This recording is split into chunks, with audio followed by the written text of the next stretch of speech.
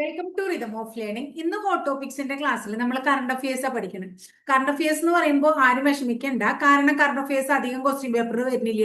അപ്പൊ current affairs പഠിക്കേണ്ട കാര്യമുണ്ടോ അങ്ങനെയൊക്കെയുള്ള ഒരു ചിന്താഗതി ഉണ്ട്. പക്ഷെ കറണ്ട് അഫയേഴ്സ് വരില്ല എന്ന് ഇപ്പോഴും PSC പറഞ്ഞിട്ടില്ലേ മക്കളെ. അപ്പൊ അതുകൊണ്ട് നമുക്ക് അത് പഠിക്കുക തന്നെ വേണം. പിന്നെ എന്താ വെച്ചാ ഇനി വരുന്നത് ഈ എന്താ പറയാ മെയ് മാസം കഴിഞ്ഞിട്ടുള്ള കറണ്ട് അഫയേഴ്സ് ഒന്നും പഠിക്കണ്ട. Maximum current affairs teacher upload ചെയ്തിട്ടുണ്ട്. പിന്നെ ഇപ്പൊ വളരെ കുറച്ച് ഒരു 10-20ഓളം അത്ര തന്നെ ഉണ്ടാവുള്ളൂ കറണ്ട് അഫയേഴ്സ്. അതെന്താ വെച്ചാൽ സ്ഥിരമായിട്ട് ചോദിക്കുന്ന രീതിയിലുള്ള കുറച്ച് ചോദ്യങ്ങൾ മാത്രമേ ടീച്ചർ ഇതിൽ ഉൾപ്പെടുത്തിയിട്ടുള്ളൂ. അല്ലാതെ കുറെ ടഫായിട്ടുള്ളതോ ആവശ്യമില്ലാണ്ട് കുറെ അധികം ഈ അവസാന സമയത്ത് നിങ്ങളെ വലിച്ചു വാരി പഠിപ്പിച്ച് ബുദ്ധിമുട്ടിപ്പിക്കില്ല കേട്ടോ. അപ്പൊ ആദ്യത്തെ ചോദ്യം ടീച്ചർ പറഞ്ഞാലോ, ഫസ്റ്റ് ക്വസ്റ്റ്യൻ ഇത്ര. അതായത് നമ്മൾ സാധാരണ സ്കൂളിലൊക്കെ പഠിക്കുമ്പോൾ ടീച്ചർമാർ കുറച്ച് ക്വസ്റ്റ്യൻസ് തരും, അതിൽ നിന്ന് നമുക്ക് നമ്മുടെ ഇഷ്ടമുള്ള കുറച്ച് പഠിക്കും. അങ്ങനെയാവരുത്. ഈ ചോദ്യങ്ങൾ അത്രയും എന്താ പറയാ ഫിൽട്ടർ ചെയ്ത് കൊണ്ടുവന്നിട്ടുള്ള. അപ്പൊ അതുകൊണ്ട് ഇതിൽ നിന്ന് നിങ്ങൾ കളയരുത് കേട്ടോ. ഫസ്റ്റ് ക്വസ്റ്റ്യൻ, RBI നമ്മുടെ റിസർവ് ബാങ്ക് ഗവർണറുമായിട്ട് റിലേറ്റഡ് ആയിട്ട് എപ്പോഴും ചോദിക്കാറുണ്ട്. അപ്പൊ RBIയുടെ പുതിയ ഡെപ്യൂട്ടി ഗവർണർ വന്നു.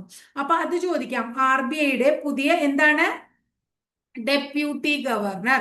അപ്പൊ പുതിയ RBI ഡെപ്യൂട്ടി ഗവർണർ ആര് എന്ന് ചോദിച്ചു കഴിഞ്ഞാൽ രോഹിത് ജെയിൻ എന്ന് പറയുന്ന ആളാണ്. ആരാണ്? രോഹിത് ജെയിൻ ആണ്. ഇദ്ദേഹമാണ് RBIയുടെ പുതിയ ഡെപ്യൂട്ടി ഗവർണർ. പഠിച്ചു വെക്കണം കേട്ടോ. RBIയുടെ ഡെപ്യൂട്ടി ഗവർണർ ആരാണ്? രോഹിത് ജെയിൻ ആണ്. ഇനി അടുത്തത് നമ്മൾ ഒരു കടുവാ സംരക്ഷണ കേന്ദ്രത്തിൽ, ആ കടുവാ സംരക്ഷണ കേന്ദ്രത്തിന്റെ പേര് ഇതാണ്. എന്താണ്? പാലാമു കടുവാ സംരക്ഷണ കേന്ദ്രം അഥവാ പാലാമു ടൈഗർ റിസർവ്. ഇത് എവിടെയാണെന്ന് ചോദിച്ചിട്ടുണ്ട്. പാലാമു ടൈഗർ റിസർവ് ജാർഖണ്ഡിലെ ഒരു ടൈഗർ റിസർവ് ആണ്. അപ്പോ അവിടെ ഒരു എന്താ പറയാ ഈ കടുവകളെ സംരക്ഷിക്കാൻ വേണ്ടിയിട്ട് ഒരു പദ്ധതി കൊണ്ടുവരികയാണ്. എന്താണ്?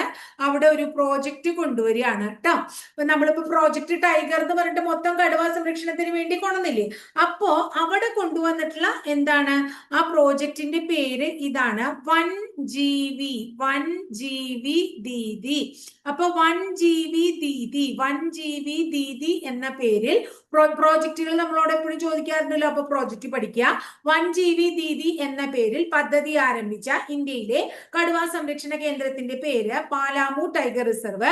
പാലാമു ടൈഗർ റിസർവ് എവിടെയാണ്? ജാർഖണ്ഡിലാണ്. ഇനി ബാങ്കുകളെ കുറിച്ച് എപ്പോഴും ചോദിക്കാറുണ്ട്. ഇന്ത്യയില് 2026 ഏത് ബാങ്കിന്റെ ലൈസൻസ് ആണ് ആര് റദ്ദാക്കിയത്? റിസർവ് ബാങ്ക് ഓഫ് ഇന്ത്യ റദ്ദാക്കിയത് എന്ന് ചോദിക്കുമ്പോൾ നമ്മൾ എന്താ പറയേണ്ടത്? പേടിഎം. എന്താണ്? Paytm payment bank. അപ്പൊ പേടിഎം പേയ്മെന്റ് ബാങ്കിന്റെ ലൈസൻസ് ആര് റദ്ദാക്കി? റിസർവ് ബാങ്ക് ഓഫ് ഇന്ത്യ റദ്ദാക്കി. 2026 ഏത് ബാങ്കിന്റെ ലൈസൻസ് ആണ്, ഇന്ത്യയിലെ ഏത് ബാങ്കിന്റെ ലൈസൻസ് ആണ് റിസർവ് ബാങ്ക് ഓഫ് ഇന്ത്യ നിർത്തലാക്കിയത് അല്ലെങ്കിൽ ക്യാൻസൽ ചെയ്തത് എന്ന് ചോദിച്ചു കഴിഞ്ഞാൽ പേടിഎം പേയ്മെന്റ് ബാങ്ക് ആണ്. ഏതാണ് ബാങ്ക്? പേടിഎം പേയ്മെന്റ് ബാങ്ക് ആണ് കേട്ടോ. ഇനി അടുത്ത ചോദ്യം, വർഷങ്ങൾക്ക് ശേഷം ഏഷ്യൻ കാട്ടുപോത്തുകളെ, എന്തിനെയാണ്? ഏഷ്യൻ കാട്ടുപോത്ത്. വർഷങ്ങൾക്ക് ശേഷം ഏഷ്യൻ കാട്ടുപോത്ത് കേട്ടോ. ഏഷ്യൻ കാട്ടുപോത്തുകളെ വിജയകരമായി പുനരധിവസിപ്പിച്ച നാഷണൽ പാർക്ക് ഏതാണ്? ഈ നാഷണൽ പാർക്കിന് പ്രത്യേകതയുണ്ട്, എപ്പോഴും പരീക്ഷയ്ക്ക് ചോദിക്കാറുള്ളതാണ്. കൻഹ നാഷണൽ പാർക്ക് എവിടെ എന്നുള്ളത്. കൻഹ നാഷണൽ പാർക്ക് മധ്യപ്രദേശിലാണ്. അപ്പൊ ഈ അടുത്തിടെ ഏഷ്യൻ കാട്ടുപോത്തുകളെ പുനരധിവസിപ്പിച്ച ഇന്ത്യയിലെ നാഷണൽ പാർക്ക് ഏത് എന്ന് ചോദിച്ചു കഴിഞ്ഞാൽ നിങ്ങൾ എന്ത് പറയണം? കൻഹ നാഷണൽ പാർക്ക് എന്ന് പറയണം. ഇനി രാജ്യത്ത് അഥവാ ഇന്ത്യയിൽ ആദ്യമായി ഒരു വാണിജ്യ ജലവിമാന സർവീസ്, ഇന്ത്യയില് വാണിജ്യ ജലവിമാന സർവീസ്, വാണിജ്യ അടിസ്ഥാനത്തിൽ ജലവിമാനം കേട്ടോ, ജലവിമാനം വാണിജ്യ അടിസ്ഥാനത്തിൽ എന്താരംഭിക്കുകയാണ് ഇന്ത്യയിൽ ആദ്യമായിട്ട്? വിമാനാണ് കേട്ടോ. ഇന്ത്യയിൽ ആദ്യമായിട്ട് വാണിജ്യ അടിസ്ഥാനത്തിൽ ജലവിമാനം ജലവിമാനം അതിന്റെ സർവീസ് ആരംഭിക്കുകയാണ്. ആരംഭിക്കുന്നത് എവിടെ എന്നാണ് ചോദിക്കണേ. എവിടെയാണ്? ലക്ഷദ്വീപിലാണ്. എവിടെയാണ്? ലക്ഷദ്വീപിൽ. ഇന്ത്യയിൽ ആദ്യത്തെ വാണിജ്യ ജലവിമാന സർവീസിന്റെ ഫസ്റ്റ് ഫേസ് ആരംഭിക്കുന്നത് എവിടെ എന്ന് ചോദിക്കുമ്പോൾ നമ്മൾ പറയണം ലക്ഷദ്വീപിലാണ്. ഇനി കടലിന്റെ അടിയിൽ ട്ടോ വളരെ ഇമ്പോർട്ടന്റ് ആയിട്ടുള്ളതാണ്. കടലിനടിയിൽ മന്ത്രിസഭാ യോഗം നടത്തിയ രാജ്യം എന്നൊക്കെ പറഞ്ഞിട്ട് ഒരു ഇടയ്ക്ക് സ്ഥിരമായി, അല്ലെങ്കിൽ എവറസ്റ്റ് കൊടുമുടിയുടെ ബേസ് ക്യാമ്പിൽ എന്നൊക്കെ പറഞ്ഞാൽ അങ്ങനെയുള്ള രീതിയിലുള്ള ചോദ്യങ്ങൾ സ്ഥിരമായിട്ട് പരീക്ഷയ്ക്ക് ചോദിക്കാറുണ്ടാകും. ഇത് അതുപോലെ പ്രധാനപ്പെട്ടതാണ്. കടലിനടിയിൽ ലോകത്തിലെ തന്നെ ഏറ്റവും വലിയ ദേശീയ പതാക, കടലിനടിയിൽ ലോകത്തിലെ തന്നെ ഏറ്റവും വലിയ ദേശീയ പതാക സ്ഥാപിച്ച് ഗിന്നസ് വേൾഡ് റെക്കോർഡ് സ്വന്തമാക്കിയ ഭരണകൂടം ഏതാണ്? ആൻഡമാൻ ഭരണകൂടമാണ്. ആരാണ്? ആൻഡമാൻ ഭരണകൂടമാണ്. ഇത്രയും കാര്യം ക്ലിയർ ആയല്ലോ. അടുത്ത ചോദ്യം നമുക്ക് മംഗൾയാൻ, ഗഗൻയാൻ, ചന്ദ്രയാൻ ഇതൊക്കെ എപ്പോഴും ചോദിക്കാറുള്ള ചോദ്യങ്ങളാണ് അല്ലെ. അപ്പൊ ഗഗൻയാൻ ദൗത്യത്തിന്റെ എന്താണ്? ഗഗൻയാൻ എന്ന് പറയുന്ന ദൗത്യത്തിന്റെ ബഹിരാകാശ യാത്രികരുടെ പേടകത്തെ സുരക്ഷിതമായി തിരിച്ചു കൊണ്ടുവരാൻ രണ്ടാമത് ഒരു പരീക്ഷണ ദൗത്യം നടത്തി. ആ രണ്ടാമത് നടത്തിയ പരീക്ഷണ ദൗത്യത്തിന് എന്ത് പേര് ഇട്ടിരിക്കുന്നു എന്നാണ് ചോദിക്കുന്നത്. IADT-02 integrated air drop test. എന്താ സാധനം?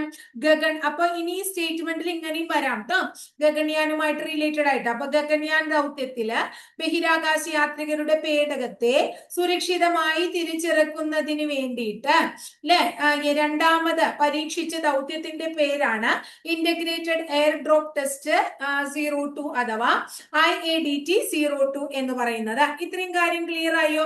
ഇപ്പൊ മനസ്സിലായില്ലേ? നമുക്ക് ആവശ്യമുള്ള ചോദ്യങ്ങൾ, വളരെ ഇമ്പോർട്ടന്റ് ആയിട്ടുള്ള കാര്യങ്ങൾ മാത്രമേ നമ്മൾ പറയുന്നുള്ളൂ. അതുപോലെ തന്നെ ഇന്ത്യൻ മഹാസമുദ്രത്തിലെ ഒരു ദ്വീപിന്റെ, എവിടത്തെ ദ്വീപാണ്? ഇന്ത്യൻ മഹാസമുദ്രം ട്ടോ.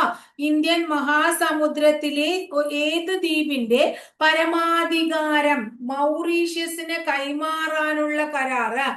ഒരു ദ്വീപിന്റെ പരമാധികാരം ആർക്ക് കൈമാറുകയാണ്? മൗറീഷ്യസിന് കൈമാറുന്നു. ആരാ കൈമാറണേ? ബ്രിട്ടീഷ് സർക്കാർ. അപ്പൊ ബ്രിട്ടീഷ് സർക്കാർ ഇന്ത്യൻ മഹാസമുദ്രത്തിലെ ഏത് ദ്വീപിന്റെ പരമാധികാരമാണ് എന്താണ് ബ്രിട്ടീഷ് സർക്കാർ മരവിപ്പിച്ചത്? അതായത് ഇന്ത്യൻ മഹാസമുദ്രത്തിലെ ഏത് ദ്വീപുകളുടെ പരമാധികാരം മൗറീഷ്യസിന് കൈമാറാനുള്ള കരാറാണ് ബ്രിട്ടീഷ് സർക്കാർ മരവിപ്പിച്ചത് എന്ന് ചോദിച്ചു കഴിഞ്ഞാൽ, ഇത് മുമ്പ് കരാറുണ്ടാക്കി എന്നൊക്കെ പറഞ്ഞ എപ്പോഴും കാണാറുള്ളതാണ്. അപ്പൊ ചാഗോസ്. ഏതാണ് ദ്വീപ്? ചാഗോസ് എന്നാണ് ദ്വീപിന്റെ പേര്. അത് ഓർത്തു വെക്കാട്ടോ. ഇനി അടുത്ത നമുക്ക് എല്ലാവർക്കും അറിയുന്നതാണ്, ഏറ്റവും കൂടുതൽ ഗാനങ്ങൾ റെക്കോർഡ് ചെയ്ത ഗായിക അല്ലെ.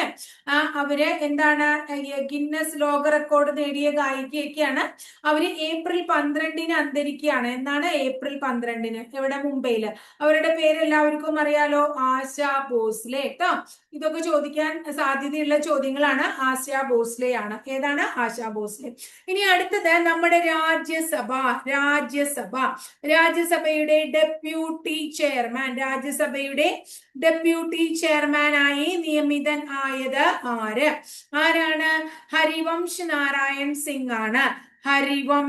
ആരാണ്? ഹരിവംശ് നാരായൺ സിംഗ്. ഇതിപ്പോ എന്താ ടീച്ചർ പറയാൻ കാരണം വെച്ചാൽ, ഇദ്ദേഹം തുടർച്ചയായി 3ാം തവണയും രാജ്യസഭയുടെ ഡെപ്യൂട്ടി ചെയർമാനായി തെരഞ്ഞെടുക്കപ്പെട്ടു. അപ്പൊ തുടർച്ചയായി 3 തവണ രാജ്യസഭയുടെ ഡെപ്യൂട്ടി ചെയർമാനായി തെരഞ്ഞെടുക്കപ്പെട്ട വ്യക്തിയാണ് ഹരിവംശ് നാരായൺ സിംഗ്. ക്ലിയർ ആയില്ലേ? അടുത്തത് ഇന്റർനാഷണൽ ക്രിക്കറ്റ് കൗൺസിലിന്റെ മികച്ച താരത്തിനുള്ള പുരസ്കാരം ഈ മാർച്ച് മാസത്തിൽ നേടിയത് ആരാണ്? ആര് നേടി? സഞ്ജു സാംസൺ. ആര് നേടി? സഞ്ജു സാംസൺ. പ്രധാനല്ലേ? ഇന്റർനാഷണൽ ക്രിക്കറ്റ് കൗൺസിലിന്റെ മാർച്ചിലെ മികച്ച താരത്തിനുള്ള പുരസ്കാരം നേടിയത് ആരാണ്? സഞ്ജു സാംസൺ ആണ്. ഇനി 2026 ഏപ്രിൽ മാസം 16-ാം തീയതി ലോക്സഭയിൽ അവതരിപ്പിച്ച, എന്താണ് ലോക്സഭയിൽ അവതരിപ്പിച്ചത്? വനിതാ സംവരണ ബില്ല്. എന്താണ്? വനിതാ സംവരണ ബില്ല് എത്രാമത്തെ ഭരണഘടനാ ഭേദഗതി ബില്ലാണ്? 131ാമത്തെ ഭരണഘടനാ ഭേദഗതി ബില്ലാണ്. 2026 ഏപ്രിൽ 16-ന് ലോക്സഭയിൽ അവതരിപ്പിച്ച വനിതാ സംവരണ ബിൽ എത്രാമത്തെ ഭരണഘടനാ ഭേദഗതി ബില്ലാണ്? 131ാമത്തെ ഭരണഘടനാ ഭേദഗതി ബില്ലാണ്. ഇനി നമുക്കറിയാം അരുണാചൽ പ്രദേശ് ദക്ഷിണ ടിബറ്റിന്റെ ഭാഗമാണെന്നൊക്കെ പറഞ്ഞ് അതുകൊണ്ട് ചൈനയുടെ ഭാഗമാണെന്നൊക്കെ പറഞ്ഞ് വിവാദവും കാര്യങ്ങളൊക്കെ തല്ലൂട്ടൊക്കെ നടക്കുകയാണ്. അതുകൊണ്ട് തന്നെ ചൈന അടുത്തിടെ അരുണാചൽ പ്രദേശിന് ഒരു പുതിയ പേര് നൽകി. ചൈന അരുണാചൽ പ്രദേശിന് നൽകിയ പേര് ഇതാണ്, സൻഗ്നാൻ എന്നാണ്. എന്താണ്? സൻഗ്നാൻ. ഇങ്ങനെയാണ് എഴുതാട്ടോ, ZANGNAN. അപ്പൊ എന്താണ്? സൻഗ്നാൻ എന്നാണ് ചൈന പുതിയതായിട്ട് അരുണാചൽ പ്രദേശിന് നൽകിയ പേര്. എന്താണ്? സൻഗ്നാൻ എന്നാണ് പേര് നൽകിയിരിക്കണേ. ഇനി നീതി ആയോഗിന്റെ നിലവിലെ ഉപാധ്യക്ഷൻ ആരാണ്? അശോക് ലാഹിരിയാണ്. നീതി ആയോഗിന്റെ നിലവിലെ ഉപാധ്യക്ഷൻ ആരാണ്? അശോക് ലാഹിരി. എപ്പോഴും ചോദിക്കാറുള്ള ചോദ്യമല്ലേ നീതി ആയോഗൊക്കെ, അപ്പൊ അത് നമുക്ക് ഓർത്തു വെക്കണം കേട്ടോ. ഇനി ചരിത്രത്തിലെ ഏറ്റവും വലിയ ആണവ ദുരന്തമാണ് ചെർണോബിൽ ദുരന്തം. ഏതാണ്? ചെർണോബിൽ ദുരന്തം. അതിന്റെ എത്രാമത്തെ വാർഷികമാണ്? 2026 ഏപ്രിൽ 26-ന്. എത്രാമത്തെയാണ്? 40ാമത്തെ വാർഷികമാണ്. എത്രാമത്തെയാണ്? 40ാമത്തെ. അപ്പൊ ഇത്രയും ഒന്ന് ഓർത്തു വെച്ചാൽ മതി കേട്ടോ, കറണ്ട് അഫയേഴ്സ്. അതായത് ടീച്ചർ ഏറ്റവും ഇമ്പോർട്ടന്റ് ആയിട്ടുള്ളത് നിങ്ങൾക്ക് അത്യാവശ്യം എന്ന് തോന്നുന്ന കാര്യം മാത്രം. കാരണം അവസാന നിമിഷങ്ങളിൽ നിങ്ങളെ ഇത് പഠിക്കുക അത് പഠിക്കുക ഇതൊക്കെ പറഞ്ഞ് പഠിച്ചോളണം, ഇത് വളരെ ഇമ്പോർട്ടന്റ് ആണെന്നും പറഞ്ഞ് നിങ്ങളെ പഠിപ്പിച്ച് പറ്റിക്കുന്നുള്ള പരിപാടി എനിക്കില്ല. അതിന്റെ ആവശ്യമില്ല. അങ്ങനെ നിങ്ങളെ പഠിപ്പിച്ച് എനിക്ക് ഒന്നും നേടാനില്ല. മനസ്സിലാവുണ്ടോ? അപ്പൊ അത്യാവശ്യമുള്ള കാര്യങ്ങൾ മാത്രം സെലക്ട് ചെയ്തിട്ടാണ്. അല്ലെങ്കിൽ നിങ്ങൾക്ക് ഒരു 10-50ഓളം ചോദ്യങ്ങൾ തരാമായിരുന്നു ഈ അടുത്ത് നടന്നിട്ടുള്ളത്. പക്ഷെ ഏറ്റവും ഇമ്പോർട്ടന്റ് ആയിട്ടുള്ളത് സെലക്ട് ചെയ്തിട്ട് തന്നെയാണ് തന്നിരിക്കുന്നത്. അപ്പൊ അതെങ്കിലും നിങ്ങൾ വളരെ ഇമ്പോർട്ടന്റ് ആണെന്ന് മനസ്സിലാക്കി പഠിച്ചു മുന്നോട്ട് പോവാട്ടോ.